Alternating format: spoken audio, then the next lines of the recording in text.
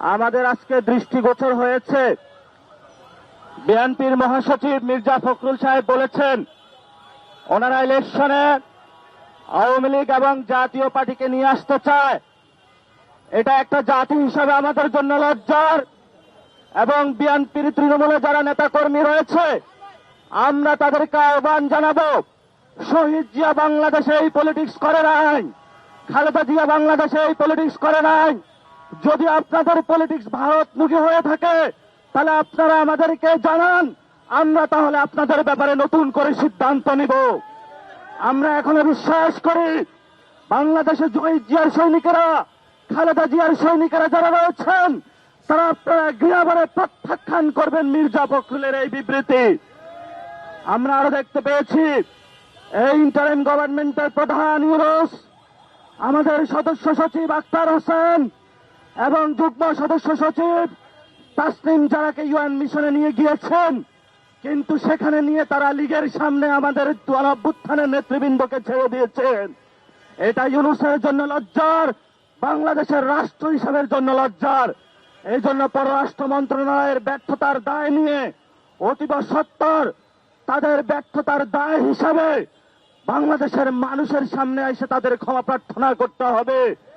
এবং গণঅভ্যুত্থানে যারা রয়েছেন, বাংলাদেশে যে দূতাবাসগুলোতে এখনো আওয়ামী লীগের সাঙ্গপাঙ্গরা রয়েছেন, অতি দ্রুত গতিতে সিভিল সার্ভিস থেকে, সেনাবাহিনী থেকে, বিভিন্ন রাষ্ট্রের অঙ্গ প্রতিষ্ঠান যারা রয়েছে, অতীব সত্তর আওয়ামী লীগের যে গুন্ডা বাহিনী রয়েছে তাদেরকে দ্রুত গতিতে অপসারণ করতে হবে। যদি আপনারা অপসারণ করতে না পারেন তাহলে ইউনুস সরকারের বর্তমান যে অবস্থাতে রয়েছে তারা কতদিন ক্ষমতায় টিকবে সেটা আমরা নিশ্চয়তা দিতে পারি না। আমরা আরো লক্ষ্য করছি জামায়াত ইসলামী কখন রাজাকার বলে পাকিস্তানি ট্যাগ দিয়ে যখন বাংলাদেশের অলিগলিতে তাদেরকে পিটানো হয়েছে, আমরা জীবনের ঝুঁকি নিয়ে তাদের পক্ষে দাঁড়িয়েছিলাম। যে বাংলাদেশে মানুষের মানবাধিকার প্রশ্নে আমরা দাঁড়িয়েছিলাম, কিন্তু আজকে আমরা দুঃখ ভরে দেখতে পাচ্ছি যখন গণঅভ্যুত্থানের নেতৃবৃন্দের উপরে হামলা হচ্ছে, বাংলাদেশের অলিতে গলিতে লীগ ঘোরাফেরা করছে, তখন তারা মুখে কুলু পেটে বসে আছে। আমরা আরো লক্ষ্য করতে পেরেছি মানুষের মানবাধিকার প্রশ্ন, মানুষের অধিকারের প্রশ্নে আমরা নিবন্ধন কর্মসূচির সবগুলো কাজ সম্পন্ন করেছি। নির্বাচন কমিশনের কাছে গিয়ে আমরা বলেছিলাম যে শাপলা প্রতীক পেতে আইনি কোনো বাধা আছে, তারা আমাদের প্রশ্নের উত্তর দিয়েছে আইনি কোনো বাধা নেই। কিন্তু কেন প্রতীক পাবো না সেই প্রশ্নে তারাও মুখে কুলু পেটেছে। এজন্য আমরা বলি সর্ব জায়গায় ষড়যন্ত্রের গন্ধ পাচ্ছি। রাজনৈতিক দলগুলোকে বলবো আমরা আপনাদের অধিকারের প্রশ্নে দাঁড়িয়েছিলাম, কিন্তু যখন নির্বাচন কমিশন একটি দল এবং বিভিন্ন এম্বাসির প্রেসক্রিপশনে কাজ করতেছে, আমাদের রাজনৈতিক অধিকার হরণ করতেছে, আপনারা আমাদের পক্ষে দাঁড়াবেন। যদি পক্ষে দাঁড়াতে না পারেন অধিকারের প্রশ্নে কিভাবে আমরা আদায় করে নিতে হয় সেটা আমরা রাজপথে ভবিষ্যতে ইনশাল্লাহ আদায় করে নিব। তবে বাংলাদেশের মানুষের সম্মুখে বিএনপির আজকে মহাসচিব যে বক্তব্য দিয়েছেন, জামাত যে নিশ্চুপ ভূমিকা পালন করছে, অন্যান্য অপরাপর যে দলগুলো নিশ্চুপ ভূমিকা পালন করছে, বাংলাদেশের ইতিহাসে এই কম্প্রোমাইজিং পলিটিক্সটা ইতিহাসের স্বর্ণাক্ষরে লেখা থাকবে।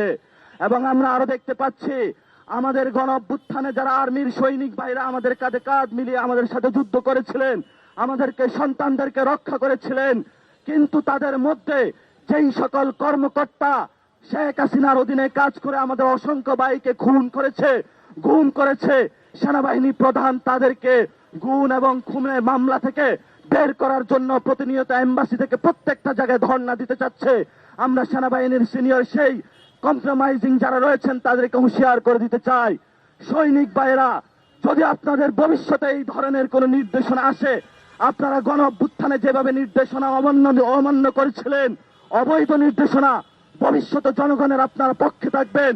আপনাদের রুটি রুজির প্রশ্নে, আপনাদের অধিকারের প্রশ্নে ইনশাল্লাহ আপনাদের সাথে অতীতেও আমরা ছিলাম, ভবিষ্যতেও ছিলাম। কিন্তু যারা গুম করেছে, খুন করেছে, আইসিটি ট্রাইব্যুনাল থেকে একটা লোক নিস্তার পাবো না। প্রত্যেকের আমরা বিচার নিশ্চিত করে বাংলার মাটিতে ছাড়বো ইনশাআল্লাহ। গত 15 বছর বিএনপি বাংলাদেশে একটা বিরোধী দল হিসাবে জাতীয় পার্টি ছিল গৃহপালিত বিরোধী দল সংসদের মধ্যে, আর সেমি গৃহপালিত একটা দল ছিল বিএনপি। তারা রাজপথে ব্যর্থতার পরিচয় দিয়েছে। সেই ব্যর্থতার কারণে আমাদের 2000 বাইকে আমরা শহীদ হতে দেখেছি। বিএনপিকে হুঁশে ফিরতে আসতে আমরা আহ্বান জানাচ্ছি। ভারতের পক্ষে যাবেন না। বর্তমানে জাতীয় পার্টি, আওয়ামী লীগ, বিএনপি, আর্মির কতিপয় কর্মকর্তা বিভিন্ন এম্বাসির যোগ সাজে এবং ইন্ডিয়ান এম্বাসি এক অক্ষ শক্তিতে তারা অবস্থান করছে। তারা যতই শক্তিশালী হোক না কেন, বাংলাদেশের 18 কোটি মানুষ, আপনারা আমাদের সাথে যতই কলা দেখানোর চেষ্টা করুন না কেন, আমরা কখনোই ভারতের কোলে যাব না, যাব না, যাব না। আমাদের রক্তবিন্দু থাকতে আমরা এই ভারতের যে ফেসিবাদী ব্যবস্থা রয়েছে সেটার বিরুদ্ধে লড়ে গিয়েছি। প্রয়োজনে আবার মাঠে নামবো, রক্ত দিব। বাংলাদেশের মানুষের অধিকারের প্রশ্নে আমরা কোনো ছাড় দেব না।